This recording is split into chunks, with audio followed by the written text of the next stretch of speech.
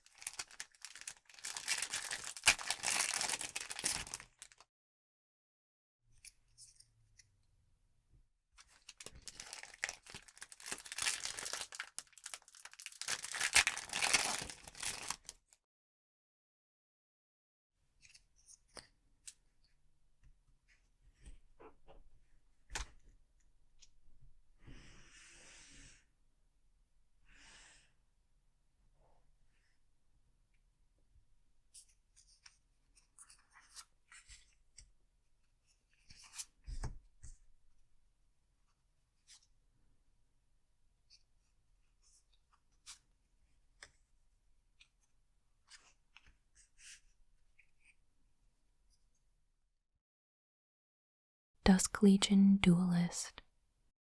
1 white for a 2/2. Creature, Vampire Soldier. Vigilance. Whenever one or more +1/+1 counters are put on Dusk Legion Duelist, draw a card. This ability triggers only once each turn.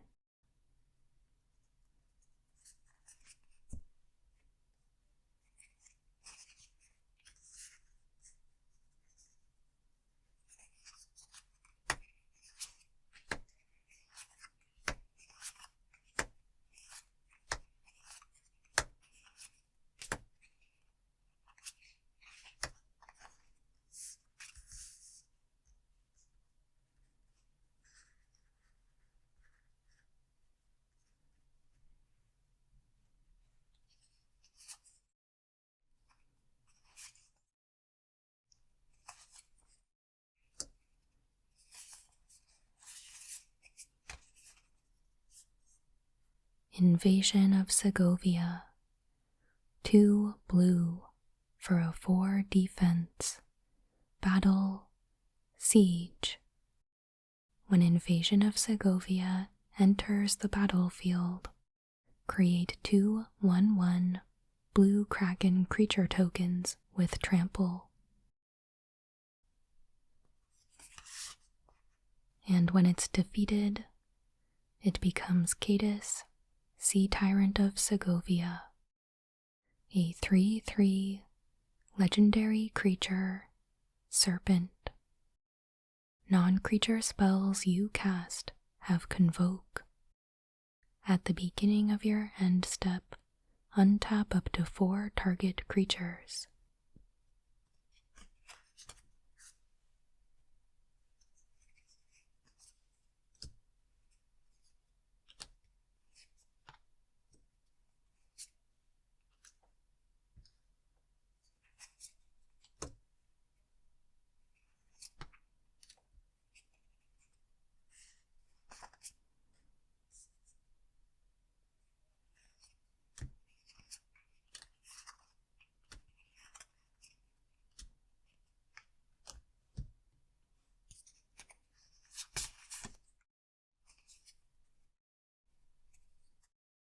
we have a foil, Baral and Kari Zev.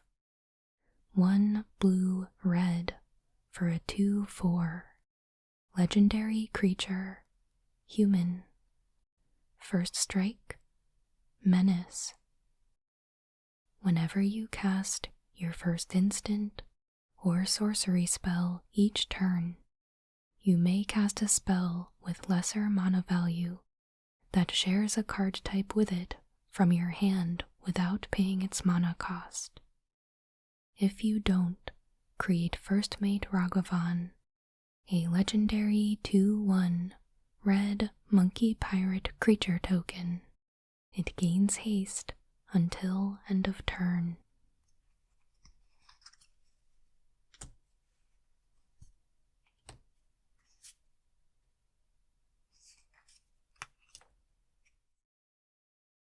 Errant and Giada. 1 white blue for a 2/3. Legendary creature, human angel. Flash, flying. You may look at the top card of your library at any time. You may cast spells with flash or flying from the top of your library.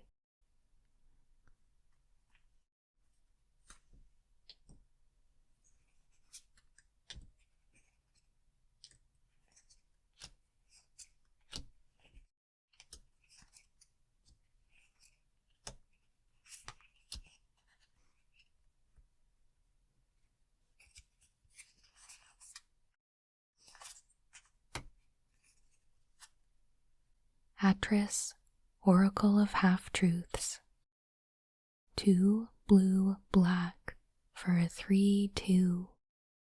Legendary creature, human advisor. Menace. When Atris, Oracle of Half-Truths, enters the battlefield, target opponent looks at the top 3 cards of your library and separates them into a face-down pile and a face-up pile. Put one pile into your hand and the other into your graveyard.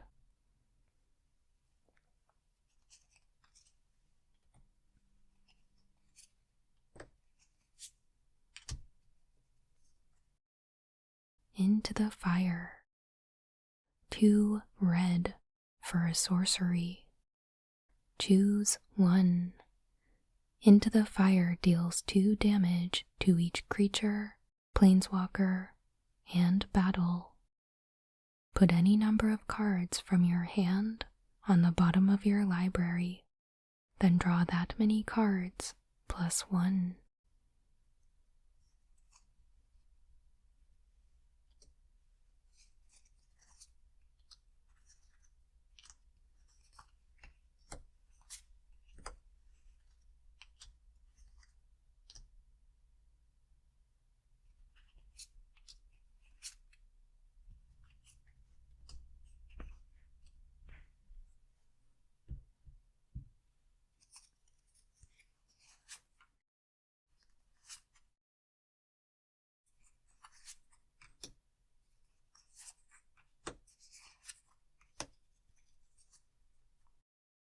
Galta and Mavrin. 3 green green, white white.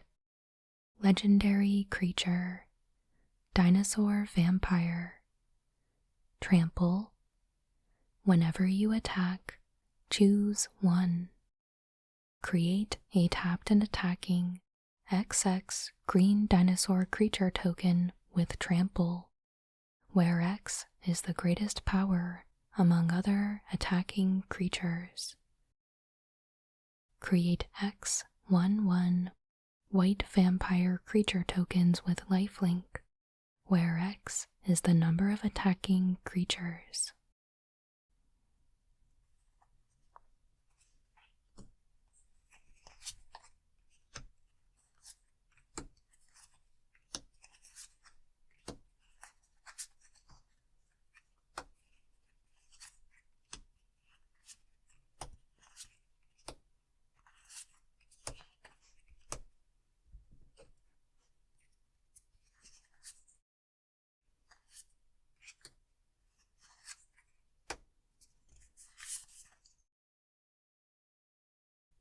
Invasion of Chandalar. 3 green, green for a 4 defense. Battle, siege. When Invasion of Chandalar enters the battlefield, return up to 3 target permanent cards from your graveyard to your hand. And that turns into Leyline Surge. Enchantment. At the beginning of your upkeep, you may put a permanent card from your hand onto the battlefield.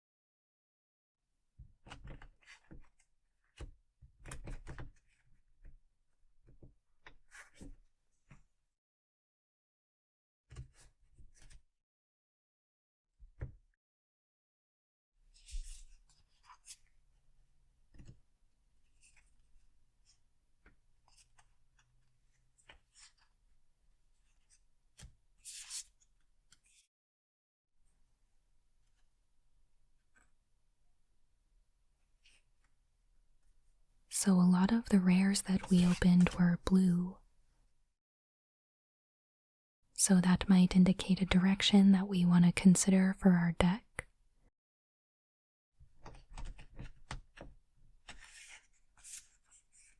Although this Leyline Surge, allowing us to potentially cast our big dinosaur, is very tempting.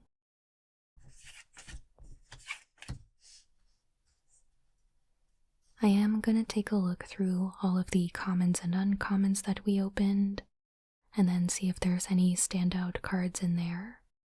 So first I think we will take a look at the multicolored, the uncolored, and the non-basic lands.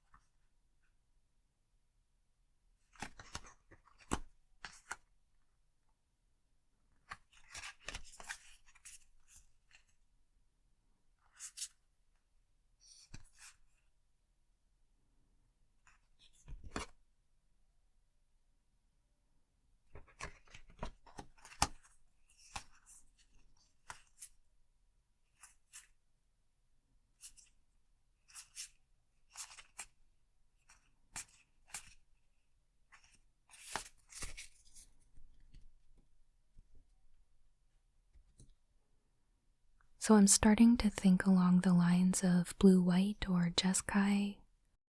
Unfortunately, the non-basic lands don't really lend us much help there. But let's see what else we have in each of our colors.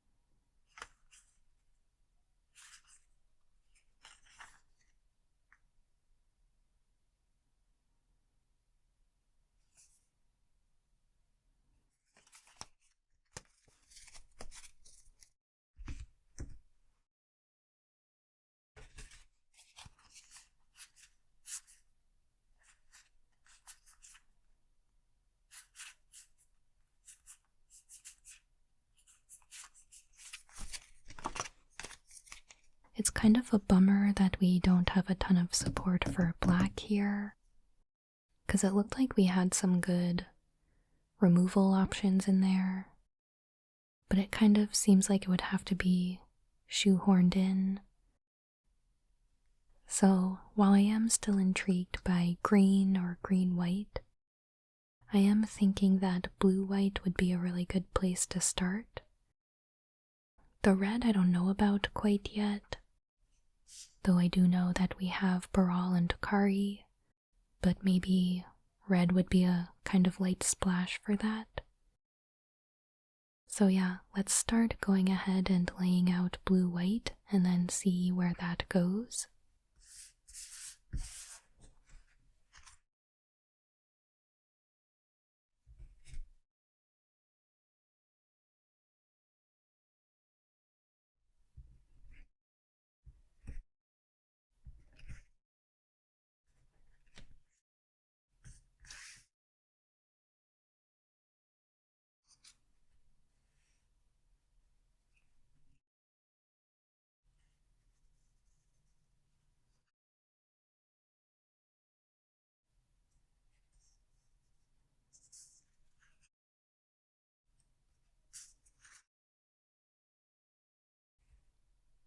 I forgot that he had black in him, so maybe leave this one out.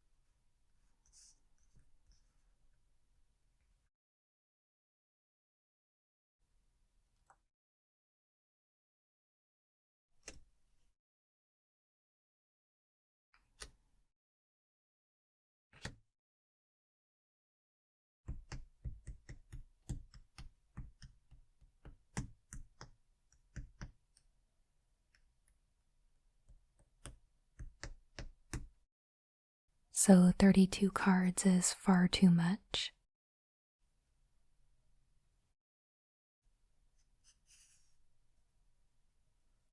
Or 31, I guess, because I think I counted the red-white land. So we absolutely need to make some cuts. I do want to try and keep in as many knights as possible, although it's really not a super dominant theme.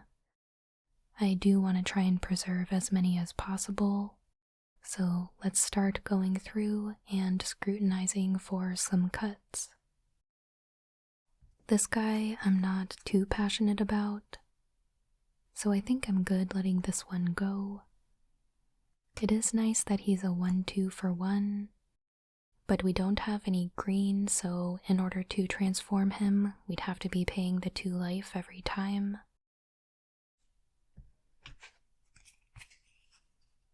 So definitely want to keep Marshal of Zhalfir. This one's a knight. Yeah, I think the looting on Oracle of Tragedy is good enough to keep. Tetsuko Umezawa, I don't know. He might be the only one that his ability really applies to. Well, I guess Oracle. And the Swordsworn Cavalier, actually.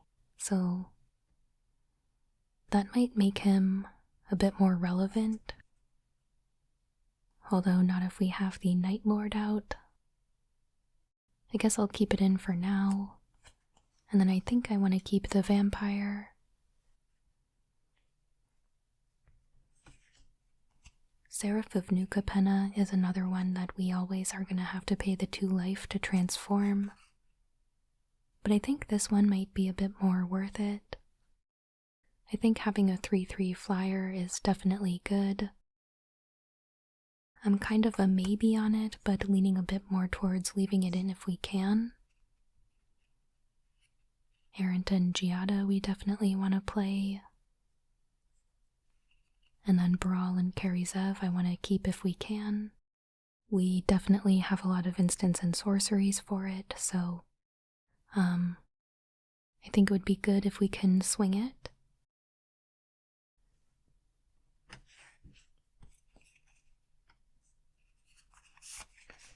Knights of the New Coalition I would really like to keep in. Bolaslinger is pretty expensive for what it is. I do value being able to repeatedly tap down opponents' creatures. 4 mana 3/3 that taps something down whenever it attacks, maybe. I guess could be okay. Oculus Whelp I'm not super sold on. It does have flying, which I do like, but I'm gonna set it aside for now. We don't have a ton of transforming creatures. We have a couple battles right now, but there's a chance we might not even have any. And pretty minimal incubate. So it might be a bit overpriced. I do want to keep in the Intercessor. And then Tidal Terror is either going to be a land cycler or it's going to be a way for us to finish out a game on the top end.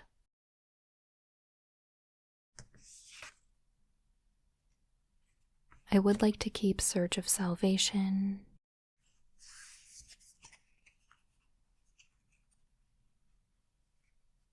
We have a 2 mana card draw that does a little bit of filtering.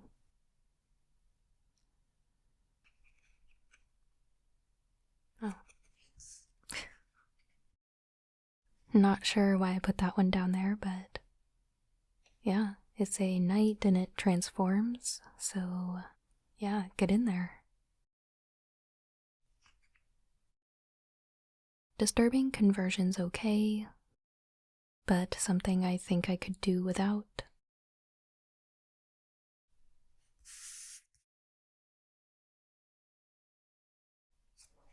Aerial Boost is a decent trick, I think.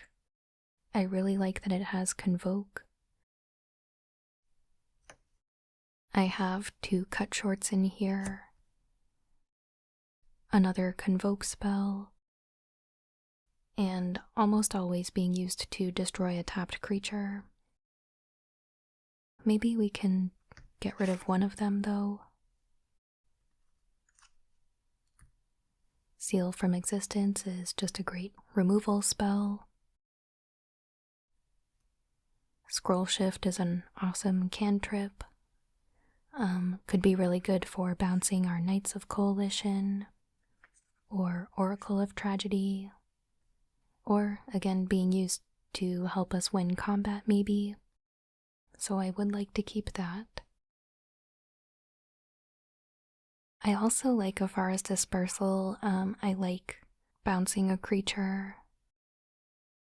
But yeah, I know we have to make a decent amount of cuts, so maybe this is one that I'll take out, but add back in if we end up having room.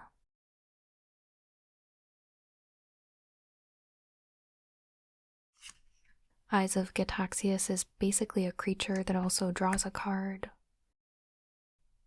And we're a little bit light on our creature count, so I would say that we need to play this.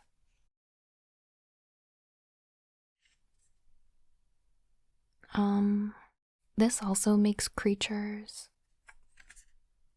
I'm not super high on battles as a whole, so I would probably cut this if we need to shave down more. But I think the effect is good enough to try and keep in.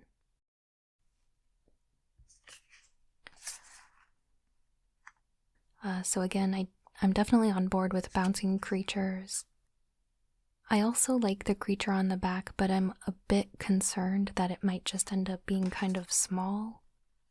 I'm really torn about this one, actually. I'm gonna set it aside for now.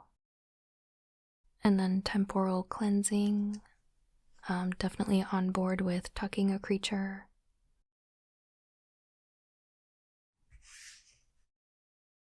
Corruption of Tawashi is, again, pretty much a creature because of the incubate. Astral Wingspan. It's kind of a blue aerial boost that costs way more, although you do get to draw a card. I kind of feel that the mana cost is a bit too demanding on this one, though.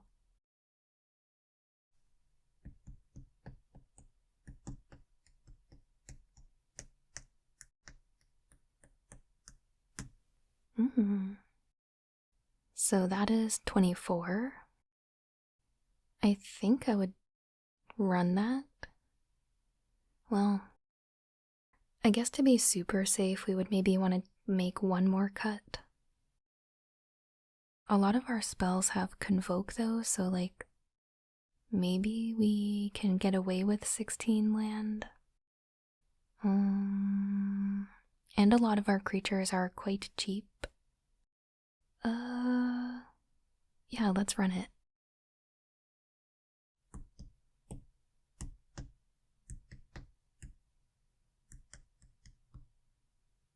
So we have 15 white pips.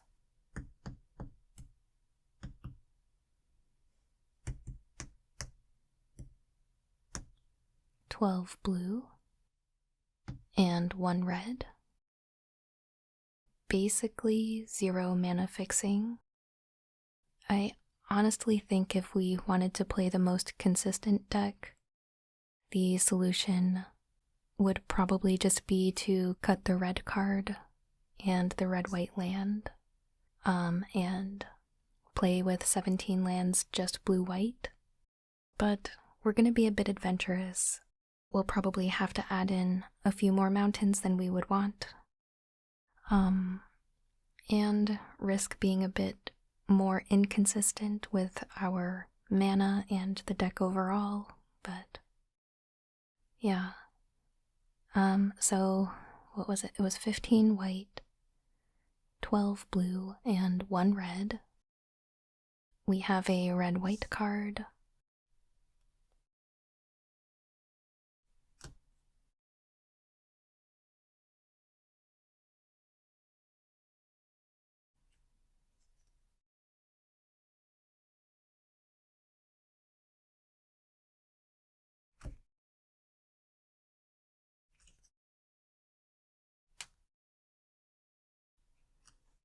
So that would give us 8 white sources, 7 blue sources, and then 3 red sources. So I think I'm good with that. Let's shuffle it up and give it a try.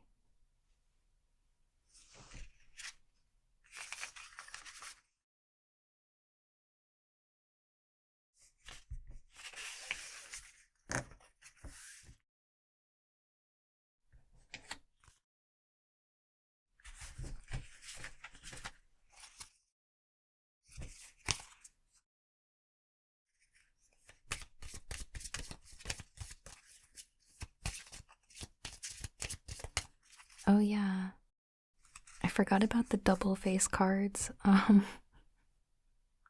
I'm gonna be lazy and forego the sleeves. Just pretend that these are sleeved and that we're not getting extra information from our deck. But definitely don't ever do this in real life. In case you don't know, when you're playing with a set that has double-faced cards in it, you have to put your deck into sleeves that are opaque enough to not be able to see through to the back of the card, so that you're not able to see where certain cards are, that you're not giving your opponents information. Even if you don't have double-faced cards in your deck, it's still a good idea because you aren't revealing that there aren't any double-faced cards in your deck. But if you don't have sleeves, alternatively, they give you these little insert cards that are placeholders for your double-faced cards. And so you would just write what card is there and any reminder information that you need for when that card is in your hand. And it's got a back just like a normal Magic card, so it would blend right in. Just make sure that when you're writing on it that you don't puncture through or make the writing visible on the backside in any way. Then when you play the card, you would have the double-faced card off to the side, in your deck box or something. Once the card is made visible to all players, then you would put the real card in. But then if that card goes back into your hand or your library or anything, you would sub the placeholder card back in. But yeah, just in case you did not know, no judgment. But anyway, like I said, don't do what I'm doing right now. This is just for simplicity as I playtest this deck that I just built with no one else here, and no one else is ever gonna come into contact with this deck, so we're good for now.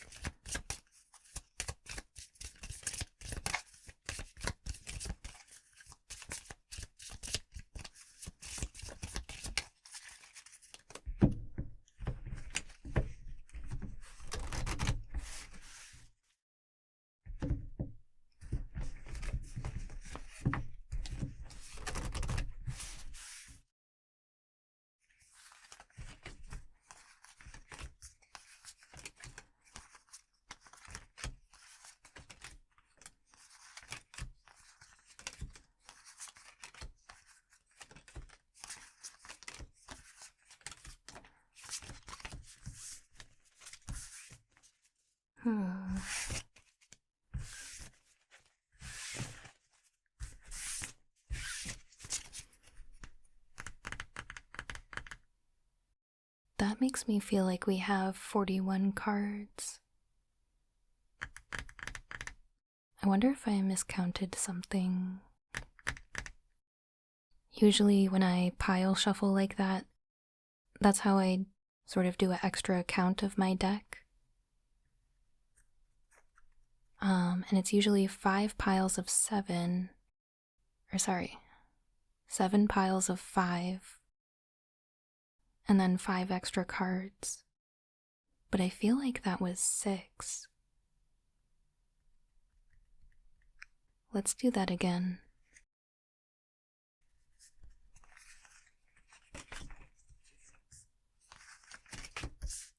7, 14, oops, 21, 28, 35. Uh-oh. Oh no, was it the non-basic land? Did I accidentally put in 16 basic land and then the non-basic land was 17? Oh no!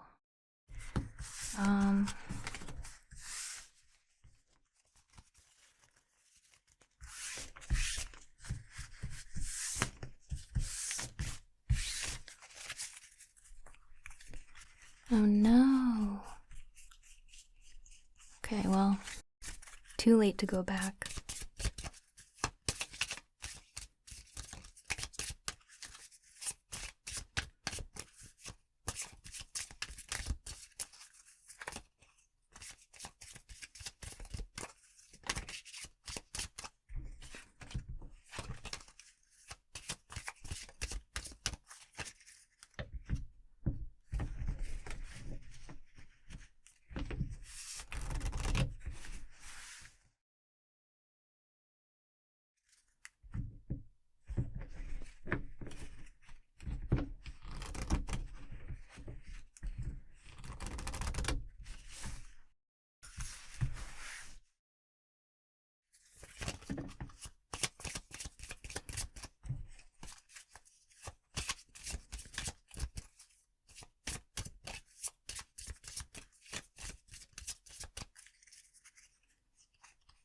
So, I guess we're running the 41 card special. But again, don't do this, please. Build yourself a 40 card deck and give yourself every opportunity to draw only the cards that are the best in your sealed pool. I promise we're not going to do this for the Wilds of Eldraine sealed deck. It's going to be a lot better than this one. But yeah, let's just run it.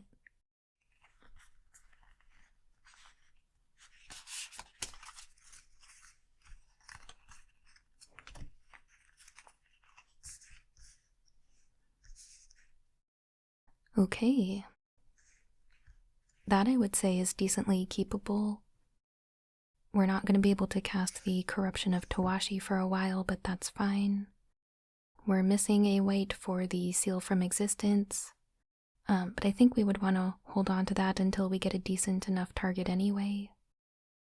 So unless our opponent rolls out a Ragavan right away, then we're probably in good shape.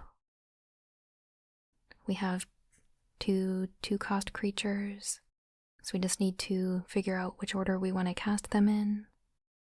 Order of the Mirror is a knight that can trigger our Swordsworn Cavalier, so I think that's how we want to do it. So we will roll out the Swordsworn Cavalier right away, and hopefully it survives long enough to get a couple attacks in. So we'll just say we're on the play. Roll out our planes. If we draw another planes, I would probably hold back the islands for now just to conceal as much information for as long as possible. There's no real disadvantage to playing a plains over an island next turn, since we will be casting our white creature first and then we'll have the island next turn. Or if they do roll out something bogus, then we will have the 2 white already for the Seal from Existence. Okay, so turn 2. Okay, so we won't be able to play that until further notice, but we are all set to cast the Cavalier.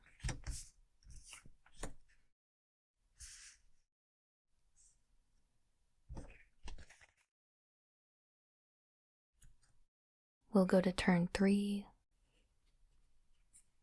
Alright.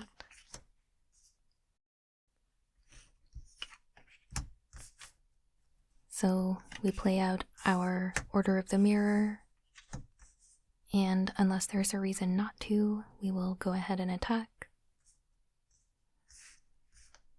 I know we've got a pretty tight board state here.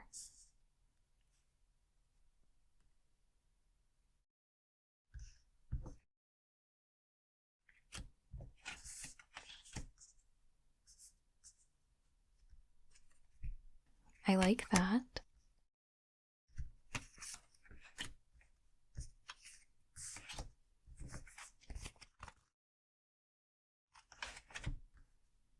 We'll get another trigger for Cavalier, and we'll get a Knight. And then, yeah. Probably attacking with at least that, and possibly this. Although if they have like anything significant, I'm likely holding that back and just waiting to transform it. Maybe even next turn. Probably depends on what we draw or whatever is going on the other side of the board. We are getting in range of our Corruption of Towashi, so we would maybe want to do that if we draw another land. Or if they have a creature we need to deal with, then we have Seal from Existence. But yeah. We would have drawn a very expensive creature.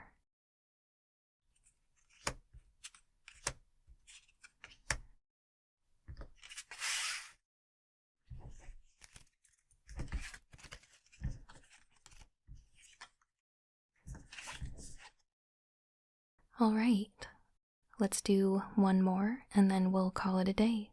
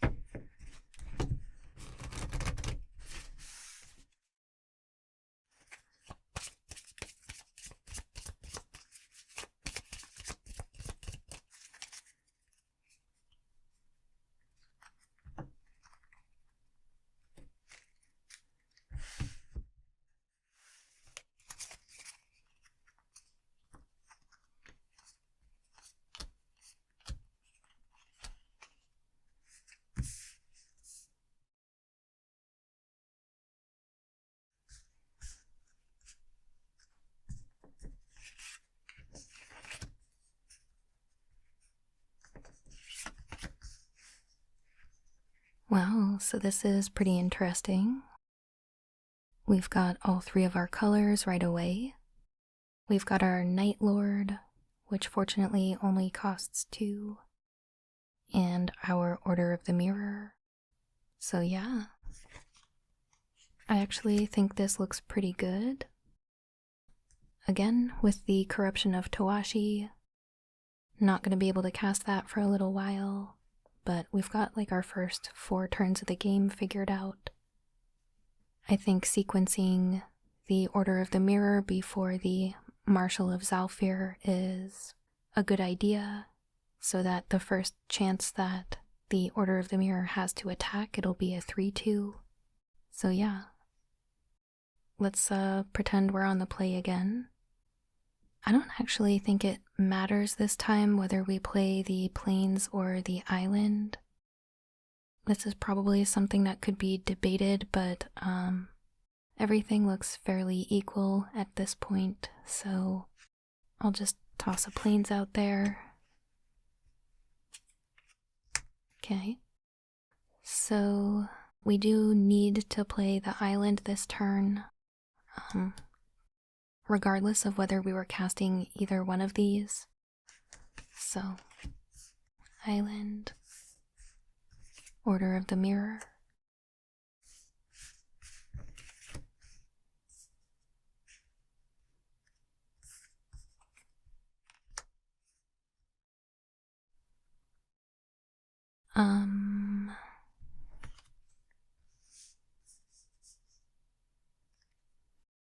So we can go either plains or island again.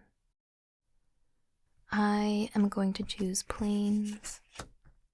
We do have more white creatures in the deck than blue, and having more plains available could enable us to cast more than one spell per turn a little bit later on down the line. Not that it matters too much right now. We could still cast everything that we needed to, and the lands are gonna iron out pretty soon anyway, but yeah, just something to think about. And then with 3 mana, we could technically cast our Angel now and be as efficient as possible by using up all of our mana.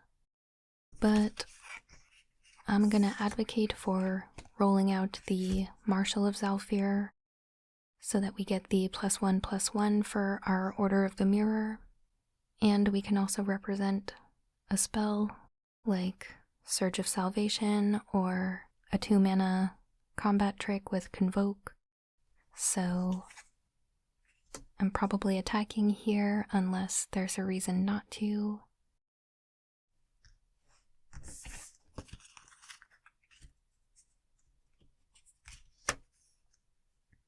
Another Knight of the New Coalition.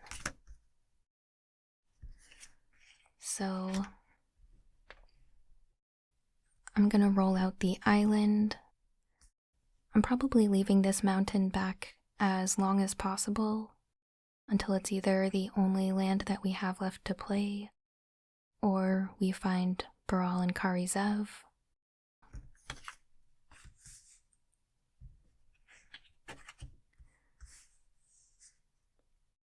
I think I am regretfully skipping over Seraph of New Capenna again, and I'm just going to go ahead and cast Knight of the New Coalition, and we'll get an extra knight, and now everything is getting +1/+1, aside from the Marshal itself, so that's cool. I don't think it makes sense to go too much further than this, but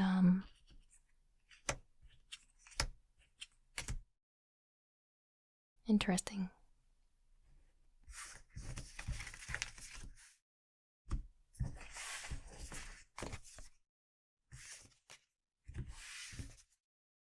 Think I'm gonna call it here. Thank you so much for hanging out with me. I hope you enjoyed building out a sealed deck from March of the Machine with me. And I hope you can forgive me for playing without any sleeves, and also for building a 41 card deck on accident.